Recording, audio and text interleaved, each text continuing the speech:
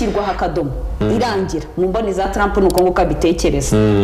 agahenge rero kagitangira ya masaha 12 batangiye kuyabara Iran igomba kumara itararasa kugira ngo Isiraheli nayo ihagarike kurasa mu gihe kigera ku masaha 28 iminota 25 ya mbere igishira y'agahenge Iran nibwo yayisirasa kuri Isiraheli iriya nyubako mwari bakamukanye Iran yayisivuga ati noneho mbere yuko twinjira mu gahenge neza ku munota 25 yayise yohereza ibisasu birasa muri Isiraheli iti hano nyumva neza yarasheho aka gahenge Amerika yasabaga cyangwa se nako Amerika yashyizeho Trump yabitangaje avuga ko byemeranyijweho nabonye itangazamakuru bitandukanye byagiye byandika iyi nkuru byemezaga ko hatangiye agahenge mu by'ukuri Iran yakemeye babiganiriyeho Iran yabyumvira kemera ku munota 25 yabanjira arasa irihimura kuri Isiraheli deniti kemera kuko kuva icyo gihe nta kindi gisasu kiraraswa ubwo bivuze ngo yakemeye ibintu Amerika yakoreye Iran twebwe tubare iminota ya mbere yayirenzeho ubwisaha ya mbere yaho tuyibare nk'impfabusa ibintu Amerika yakoreye Iran ntabwo Iran yakwemera gahenge hatabanje kuba intambara hatabanje kuba umuriro kuko ariko wabonye ko n'ubundi agahenge kasabwe na Amerika kubera ko batangiye kuyirasaho ni nabyo twaganiraga na Shehe hano ariko tubwira ngo umuntu uzemera ibiganiro nuzaba yakwiswa hababaza muri iyi ntambara yego akumva ko ashegeshwe ane mpamvu nanjye navugaga ngo Iran iramutse ko ibonye iri gushegeshwa n'iyi ntambara yavuga iti ariko bya bintu birakaze reka twemere yaba gahenge cyangwa twemere n'ibiganiro ariko mu gihe Iran ndi kuvuga mu mboni zanjye mpamvu agahenge katazakunda iyi Iran tuvuga yari isanzwe irwana iyonyine wenda nabandi bayishyigikiraga ku murongo wa telefone n'ahandi ariko ku munsi w'ejo minisitiri w'ububanyi n'amahanga wa Iran yahuye na perezida w'Uburusiya Vladimir Putin baraganira nyuma yaho batangaje ko intambara Amerika na Israel bagabye kuri Iran ari ubushotoranyi budafite ishingiro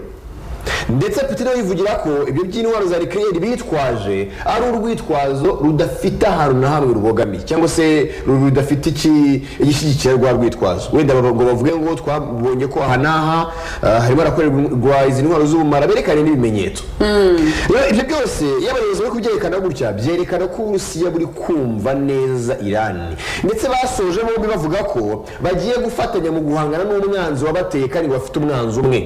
uburengerazuba bw'isi ubwo ni Amerika n'ibihugu by'i Burayi na za NATO n'abandi rero ntabwo wambwira ngo Iran Uburusiya bwemereye gushyigikira kano kanyiraza kwemera agahenge n'ibiganiro n'ibyo Amerika imaze kuyikorera ibyo nibyo bintu nanjye kukubwira Trump ameze nkaho yumva ko ari bufite ijambo rya nyuma ku guhagarika intambara kandi ari we wayitangije gutangiza intambara nibivuze ko ari nawe uzayisoza icyo ngicyo ni ikintu mbona Trump yibeshyaho cyane kuri iki gihugu cya Iran nibo batangije ibitero ariko si nabo bazashyiraho akadomo kubera ko umuntu niba umaze kumushegesha akabona ntacyo guhomba afite ashaka kuvuga ngo hoya dukomeze intambara kugeza ubwo ari njyewe nanjye ugira ijambo rishyiraho akadomo ka nyuma kuri iyi ntambara Iran niyo mpamvu twabonye isaba support Uburusiya kubera ko irabizi ko Uburusiya ni igihugu cy'igihanganye gishaka kudiringana Amerika kandi bigakunda nubwo Amerika mu kudiringana yibatega Ukraine kavuga ngo ariko mwabanje mugagarika iyo muri Ukraine kugira ngo twumve no kuvuga ngo Uburusiya ni igihugu bitewe n'uburyo gikomeye mu gisirikare cyane no kwiyubaka ni igihugu cyarwana intambara ebyiri cyane kandi zose bikagenda neza ya Ukraine ndetse n'iya Iran aho niho naringiye kubera iki Amerika yumva ko Uburusiya budashobora kuba bwafasha Iran mu ntambara irimo kandi bukarwana niyo muri Ukraine mu gihe akagahugu gatoya nka Israel ariko gakaze mu butasi n'igisirikare ko kari kurwana intambara muri Gaza kari kurwana muri za Syria muri Yemen muri Lebanon cyangwa se muri Libani ndetse n'ahangaha muri Iran Israel kuki yo yabishobora Uburusiya nibo bishobore cyangwa handi ni ikintu Trump yibeshyeho cyane kuko ko ntago yatanga support ingana gutya ku gihugu nka Israel ngo narangiza ntiyatekereze ko na Iran nayo ishobora kugira inshuti zishaka kuyiha support mu bundi buryo bwari bwo bwose urabona Trump yaramaze imisabanye neza na Israel ubona ko nyine harimo umwuka mwiza bari kuganira uburyo intambara yahagarara iri muri Ukraine ntabwo ntekereza ko yigeze atekereza cyane